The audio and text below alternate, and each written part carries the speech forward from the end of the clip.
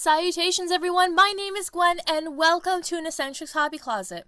I've been on a bit of a kick lately of kind of replaying video games that I sort of grew up with, mostly like my DS games because those are the ones that I currently have access to and have a machine that works. And one of the games that I have been playing through right now is Pokemon Mystery Dungeon Explorers of Sky. For those who do not know, most people know what Pokemon is, but Pokemon Mystery Dungeon is a spin-off series. Generally, the plotline is you are a human that has been transformed into a Pokemon, and now you have to go on these adventures in the Pokemon world in what is known as a rescue team, where you take up missions to help other Pokemon while also trying to figure out whatever mysteries are going on in that particular game. Something that sort of wanted to do for a while, but it has definitely been re-sparked since starting to play this game again, is I've always wanted to design like a mystery, like a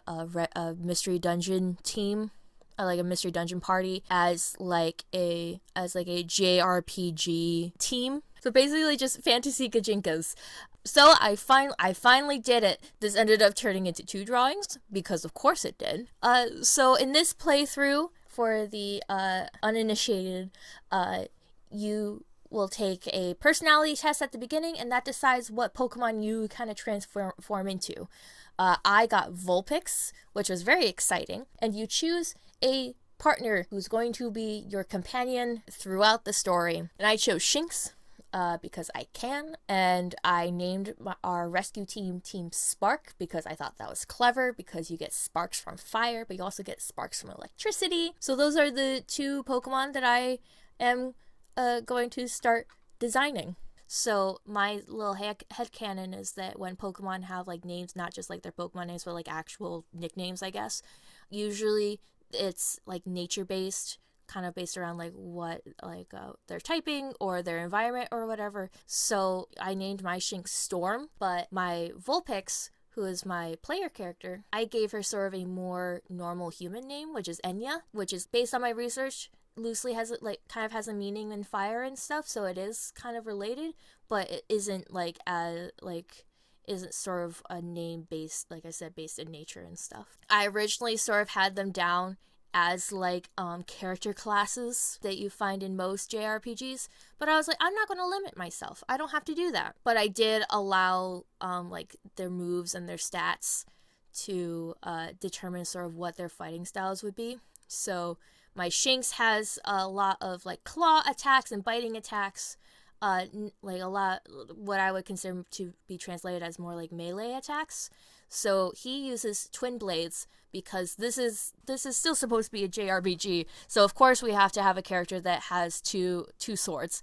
And then my Vulpix character, a lot of the moves are like Confuse Ray and Will-O-Wisp and Flamethrower that I feel like would fit better as like a ranged magical user.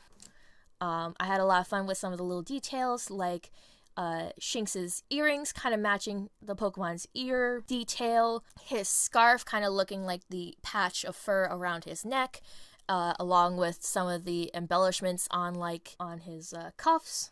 Vulpix's hair is curled in a way that it kind of resembles Vulpix's tail, but she also has a bow that looks like the ears, and then like trying to color everything to kind of fit within where their color placement is on the actual Pokemon. I really liked how they turned out. I think they're cute. They're just like your sort of beginner adventuring party. They're just starting out. They don't have a lot of fancy stuff. They have some of like some starting leathers and things like that. But they're just trying their best. And I kind of made this drawing look a little bit like a kind of like a cover, like a manga cover, I guess. So it was no surprise to me that after I finished the first drawing that I wasn't quite satisfied. I wasn't ready to quite be done with this idea.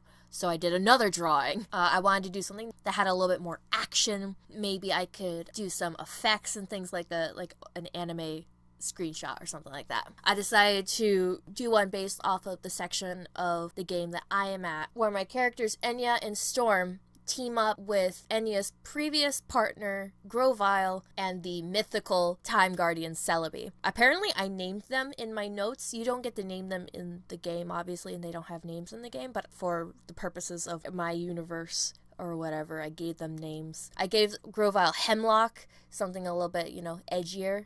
I don't know. I was having a moment, I guess. And I want to preface this by saying that I have my moments where I'm very funny.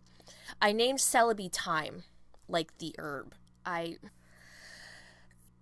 Anyway, so I wanted to do this action scene with the four kind of fighting through this area that I'm in right now, which is kind of dark and spooky. Enya's casting magic. Storm is going in with his swords. I made Grovyle sort of like your stereotypical sort of thief, because that's how he's presented in the game.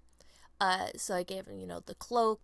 He's very edgy, like I said. I gave him daisho, which are 2 different length katanas. Part of me giving him 2 blades was one, because it matches with his leaf blade attack and his design and stuff. There was actual reasoning besides that it's cool, but also I kind of like the idea, because in the game the main character has amnesia and doesn't remember teaming up with this Grovyle. I like the idea of the main character kind of ending up teaming up with someone of a similar, like, fighting style, similar personality of their previous partner. So that was sort of my reasoning with that. Like, oh, Storm uses 2 blades, but Hemlock also used 2 blades. And Celebi has a lot of healing moves. So I went with that. I kind of gave her a bit of almost like a woodland fairy sort of look. And because, she's a mythical being with great powers and stuff, she can float. I don't think I would necessarily have if I were to do this sort of thing for a bunch of Pokemon, I don't think necessarily everyone who can float would float in their human forms or whatever, but I thought this would work because she's sort of this not all powerful being, but I mean she's pretty strong. One of the things I did was I did a little bit of research on how especially in the Pokemon anime, how they portrayed different attacks, and then translated that into how these characters would use them. So I looked at how Will-O-Wisp was animated, how they portrayed Leaf Blade. I took a little bit of creative liberties with Thunderfang, because Storm is not going to actually bite someone, and looking at Celebi, who's going to be using Heal Bell. I had a lot of fun playing around with lighting and the different effects brushes to try to get the effects that I was looking for. It was an interesting time trying to shade this though, because everyone's attacks evolved some sort of light source. So I had 4 different light sources in this drawing. I would not necessarily recommend it for the average person, but I think this actually ended up kind of being cool, all the playing around with all the lights bouncing around everywhere. I think it got sort of the idea across of what I was looking for. I did a background this time, guys. I did a background. Nothing crazy. Again, looking at how the dungeon for that particular part of the story is done, and then translating that into this sort of space. I'm really happy with how this turned out. There are a few things with the perspective and things like that I think might be a little bit off, but honestly, I think the whole thing kind of turned out cool. I don't think that I was worried that with everything going on that it might seem too busy, but I don't think that ended up happening. Also, shout out to this asset creator on Clip Studio, who has uploaded a ton of very specific weapon 3D assets. That was really helpful in drawing swords and all that in perspective and figuring out how to design them accurately. Thank you very much. That was very helpful. So that is everything for my Pokemon Mystery Dungeon inspired JRPG. I really love this concept, probably a little bit too much. The fact that I am showing enough self-control to not design every character from Pokemon Mystery Dungeon in this sort of style, I'm proud of myself for that. I think I'm growing. Let me know in the comments below if my designs kind of shine through. Do you think that if you didn't know what the Pokemon were, you'd be able to kind of know which ones they were? I'd like to think I did a decent job, but what do you think? Thank you so much for watching. If you are new here, please consider subscribing.